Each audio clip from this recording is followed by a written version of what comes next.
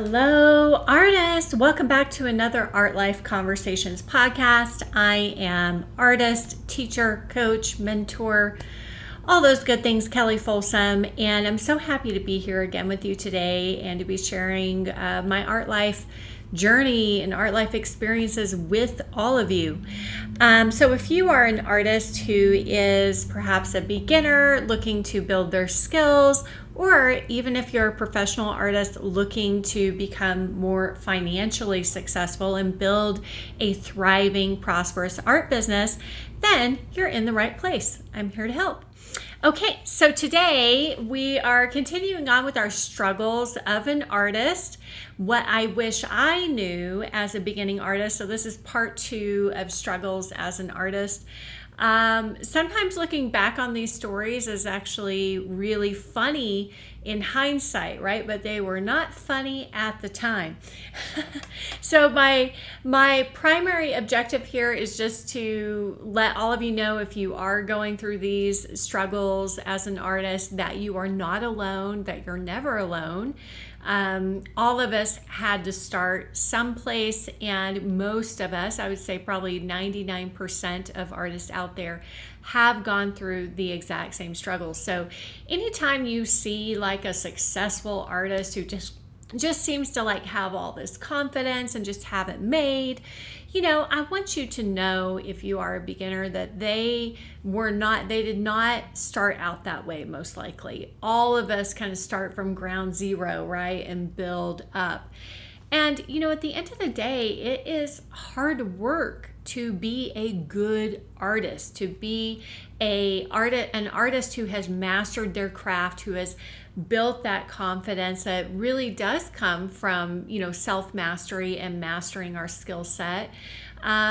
It takes a lot of time. It takes a lot of effort. It takes a lot of work. There's kind of this idea, I think, out there that artists are just born, or that making art is super easy to do. And I know it's interesting. I know that some people who know me as an artist, family members, acquaintances, they have this idea that it's all just like a piece of cake, that it all just comes naturally to me, and that my life is, like I never have anything going on, and then I just happen to whip out a painting and voila, I'm successful, right? So that is not the case. All right, so I just kind of want to share a couple more stories with you, some obstacles that I know I face as a beginning artist. Perhaps you're facing them right now, where you are in your art life journey. And so in hopes that, it'll encourage you and, just encourage you to keep going. And maybe me sharing it with you will also help you, just to perhaps take it with a grain of salt, or take it a little lighter perhaps. Okay, so there's some things I wanted to talk about. One was like just not getting it. I couldn't think of any other way to explain this except for the phrase, I just don't get it. Okay, the interesting thing about making art, whether it's painting or drawing or sculpture, is that it really is like a whole other, world, like a whole other way it's really a whole other way of seeing. And so the way that our eyes and brain have been trained growing up to perceive reality, to perceive the world, is really not the way that our eyes and brain have to work together to perceive the world, to make art. I don't really know how else to explain that. I'll give you an example. So couple of examples. I remember my first year of art school, it was in drawing 1 class, and we finally got past drawing boxes in perspective. Okay, that about killed me. We had about 3 months, it seemed like an eternity, of just drawing boxes in perspective and learning how to see foreshortening, see perspective, measure things. And it was a very painstaking effort. It took such a long time and it was such a struggle. Okay, so then we finally got through that, and then the teacher brings in all these organic objects one day, and I was so excited. Beautiful leaves, beautiful fall dried leaves that she had brought in. She sets them on the table and go to drawing, everybody. Draw your leaves. and and the fascinating thing was is what I had learned from drawing the boxes did not carry over to drawing the leaf. So the leaf was in foreshortening, perspective, and but I had not really I didn't really understand foreshortening. Even after drawing all those boxes, I really didn't understand foreshortening, measuring, perspective, all that stuff. And so I'm drawing this leaf, and the leaf, instead of the leaf looking like it's laying flat on a tabletop, I drew it like it was facing upwards. If you're watching on YouTube, you will see the visual and get this a little bit better. So the instructor came around and pointed this out to me. She was like, do you see that, you're drawing the leaf like you're looking down on top of it, or like it's just fully frontal? It didn't feel like it was on a flat plane in space, receding in space. I didn't get any of the foreshortening, any of the perspective. And I was so frustrated because I was like, oh my gosh, I'm never going to get this. I'm never going to be good at drawing from life, because prior to that, all I'd ever done was like copy photographs and draw from photo, which I could do that. Like I could grid out a photo and perfectly shade everything, as best as I could. But I really struggled when it came to drawing from life and getting perspective and foreshortening and all that kind of stuff. And, so she brought around this little grid. She brought around this kind of clear plastic grid, and she held up the grid in between my eyes and the leaf, and she said, can you see the distance from here, from the front of the leaf to the back of the leaf is not as long of a distance as what you've made it on your paper. I swear to y'all, I could not see it for the life of me. And I said, no, I don't see it. I do not see it. I got so frustrated. She kept just saying like, do you see it? Do you see it? And I got so aggravated, I just had to leave the room. I was like, okay, I need a potty break, So I left the room, went to the bathroom, and of course in my head, I'm just catastrophizing everything. I'm thinking, I'm never going to be an artist. Oh my God, I've spent all this money to go to this art school, and I'm never going to make it. I don't have what it takes to be an artist. So these are struggles, right? Like the struggle is real. Meanwhile, in the bathroom, another girl was bawling her eyes out as well. And then she actually ended up quitting and never came back to school.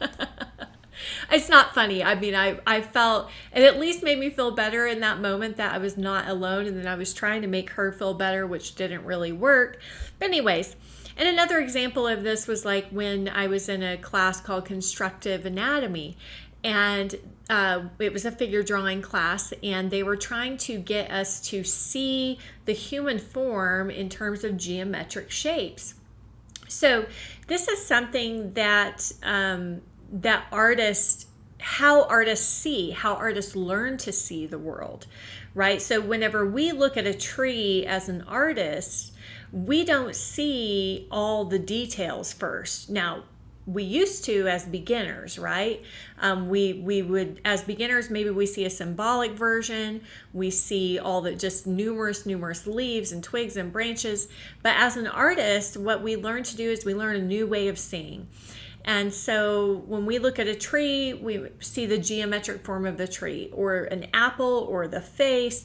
And so, but at that time, I really had not been able to make that shift in my seeing. I still had not been able to really see as an artist.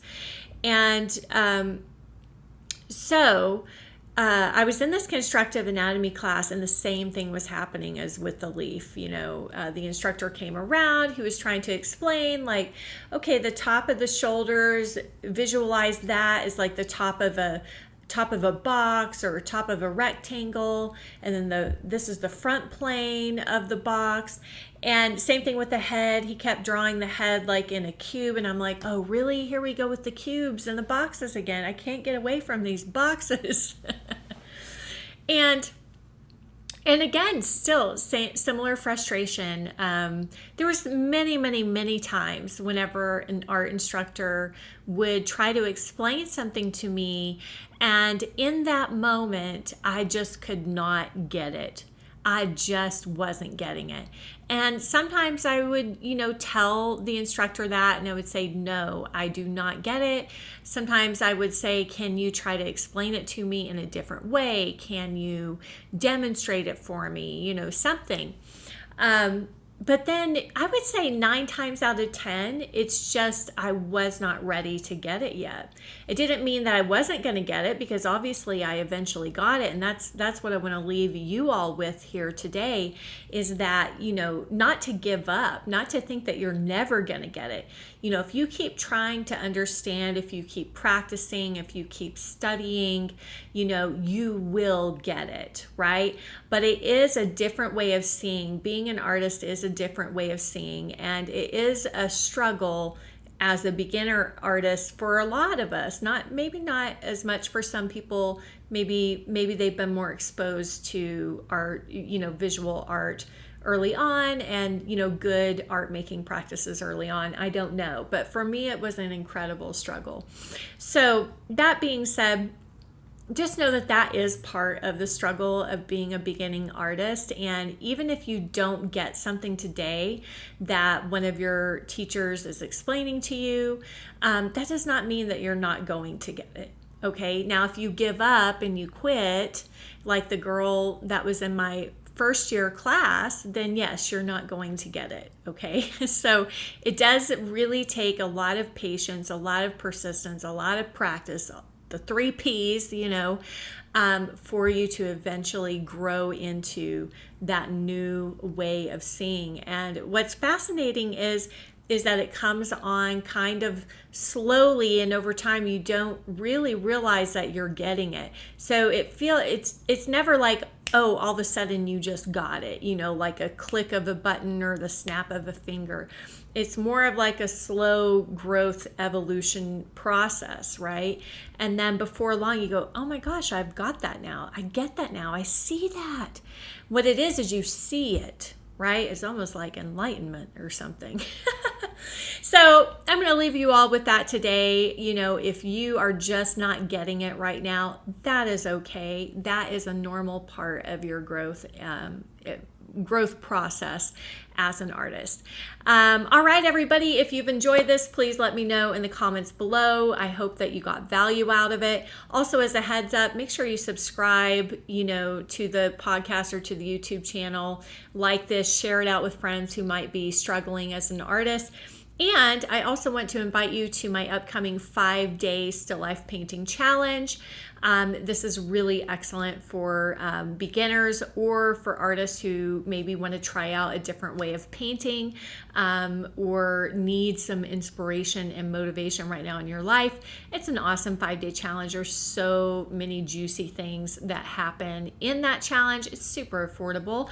So go over to artlifewithkeli.com, check it out, see if it's something that interests you. And I look forward to possibly working with you June 27th in that challenge. Okay, everybody, until next week, happy painting. Bye.